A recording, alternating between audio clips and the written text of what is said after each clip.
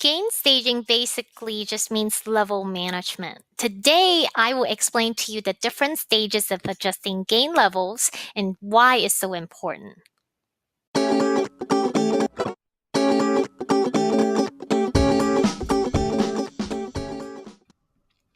Adjusting gain staging doesn't just happen inside your DAW. The whole process actually starts way back from the very beginning when you first start recording. When you record yourself singing into the microphone, when you record your acoustic guitar, your acoustic drum set, or when you record DI, which stands for direct input, your electric guitar or bass, sound signals is being sent to a mic preamp, which usually is built into your audio interface already. What a mic preamp does is that it amplifies microphone signal and provides phantom power. From there, it goes to a converter that converts your real life instruments such as your guitar, synth sound, your voice that provide analog signal to a digital signal, which is the last stop of this signal chain before it finally reaches your DAW inside your computer for processing later.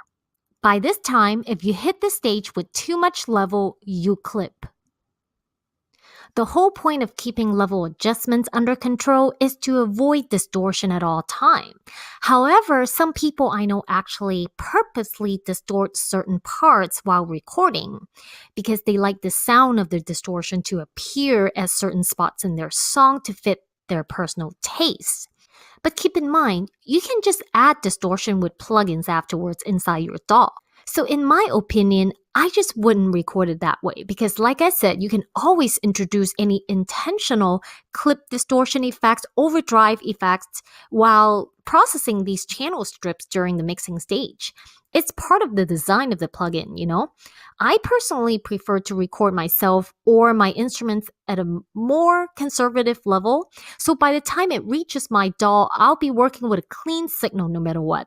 And from there, I get to decide what kind of effect I want to put on because what if I change my mind later, right? The distortion that was recorded on the way in will always be there. Yes, you can gain it down a little after the fact, but that won't remove the distortion that's already been clipped.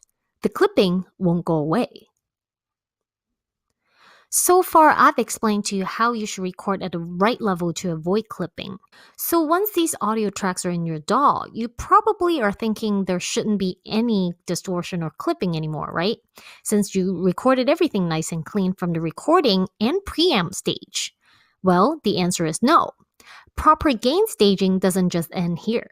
When you bring tracks inside your DAW, you will still see clipping at the stereo out. That's because the stereo output is the sum of all the track signals combined together. So, can you imagine all the signals are going out to the same stereo out strip?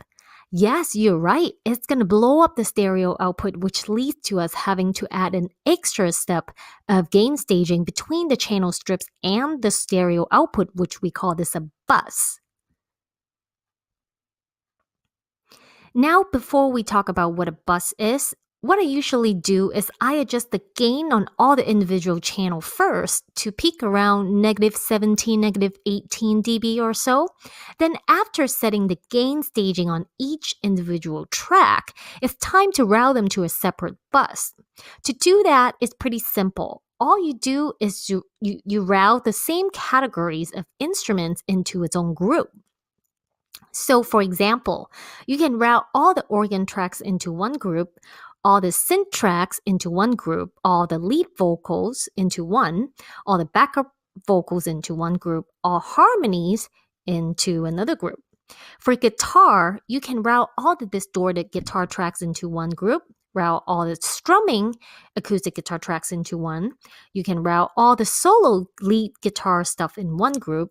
I want to point out the reason why I don't group all the above guitar tracks into one big guitar group. It's because although they're all in the guitar family, the sound of an acoustic guitar is very different than the electric guitar. Also, strumming is very different than solo stuff. In that case, we'll keep the different types of guitar separate, even though they all belong to guitar instruments. Same goes for the different types of percussion. You can route the different drum pieces into their own subgroup. So for example, toms get its own bus because They're high tom, mid, and low tom. Snares get a buzz because of the snare top and bottom.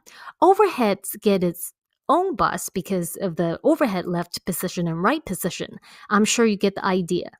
If you're a little confused with what I just said, don't worry. We'll have plenty of opportunities to practice this stuff inside our mixing course, and of course, track management will be explained in details. The good thing about Logic is that when you group the different channels together, Logic automatically creates an aux strip for you, and the output of the bus is automatically set as the input to the aux. Buses combine signals that allows you to process them as one. That's really what I like about Logic, so I don't have to manually create aux strips after aux strips and route buses myself. With other DAWs, you still have to set this up yourself manually. So when I balance levels, I usually solo one group at a time first. Then I start pushing faders around to set the proper levels for all the tracks inside that group. So I repeat this process for all the groups. After that's done, I then start setting the levels for all the group channels so they can all sound balanced within each other. After you apply EQs, compressors, and other effect plugins on the channels, these rough levels that you have set earlier will change on you over time. That's when you have to adjust levels again appropriately on the channel faders as well as after adjusting send levels for space effects such as reverb and delay.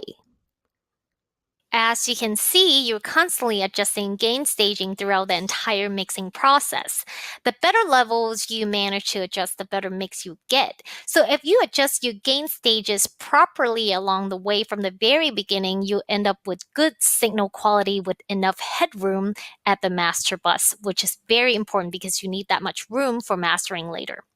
All right, that's it for today. I hope you get a better understanding of the different stages.